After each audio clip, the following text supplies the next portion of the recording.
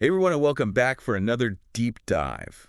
Today, we're shifting gears from, the digital world to something, well, a little bit closer to home, Okay. your car. All right. Remember that feeling of, pure freedom behind the wheel? Oh, yeah. Just the open road and maybe a killer playlist blasting? A classic image of liberation, right? Right. Well, get ready for a reality check, Oh, boy. because that image is getting a serious tech upgrade. Mm-hmm. Turns out our cars are quickly becoming, well, giant data collection devices. Yeah. And we're not just talking about, fancy self-driving cars.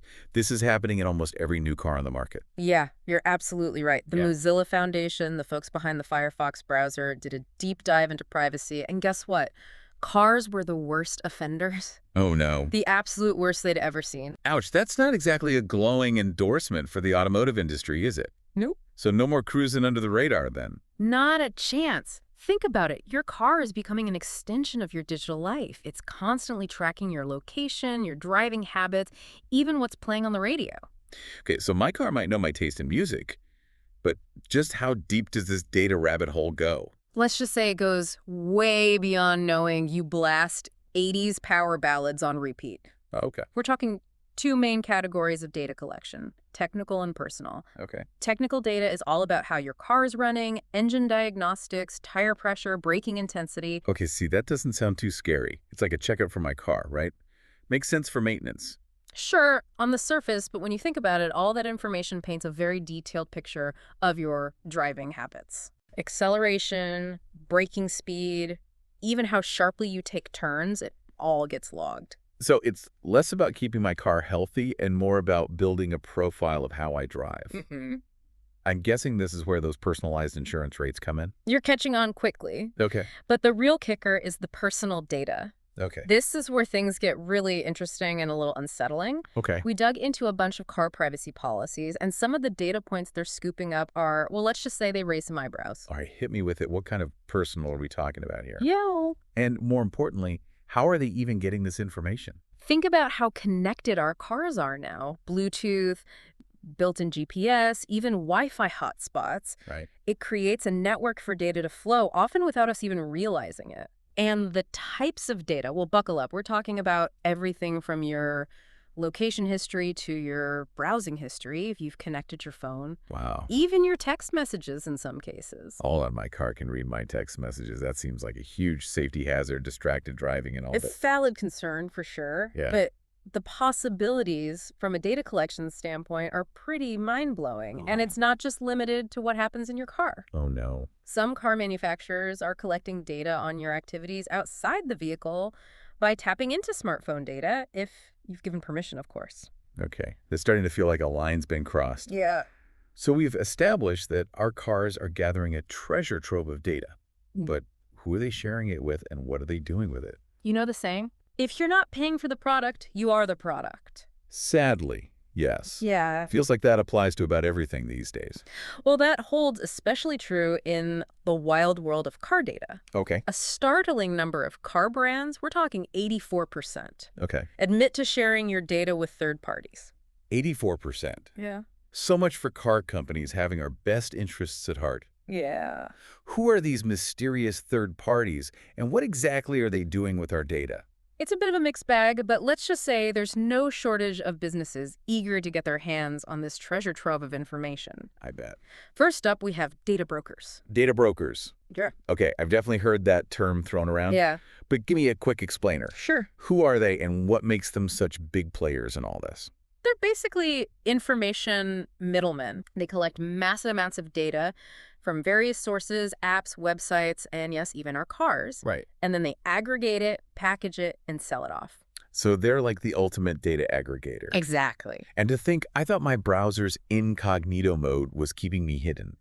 What do data brokers do with all this information? What makes it so valuable? Imagine building a detailed profile of someone, their habits, preferences, even their movements. Right. That's gold for targeted advertising, market research, and even things like credit scoring. Wow. And the more data points, the more complete the profile. It sounds like a recipe for manipulation, honestly. Knowing Yeah. exactly what makes us tick so they can sell us more stuff. It's a valid concern for sure, and it's not just data brokers. Insurance companies are increasingly relying on this data for what they call personalized rates. Yeah. Theoretically, safer drivers get better rates. Sounds good, right? Sure, in theory, but something tells me there's a catch.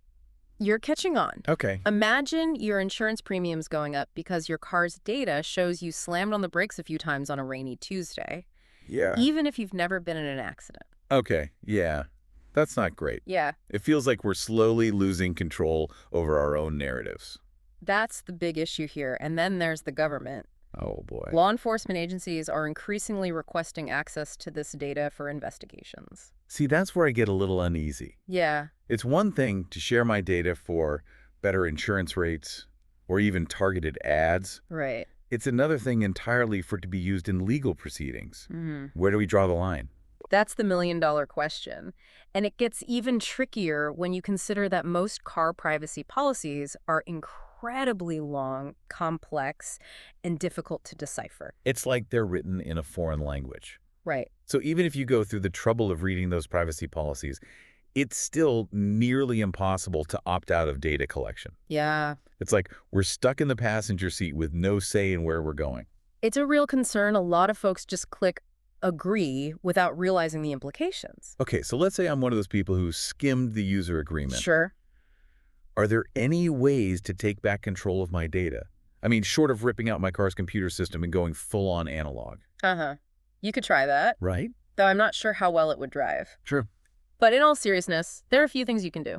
First off, yes, actually reading through the privacy policy, Ugh.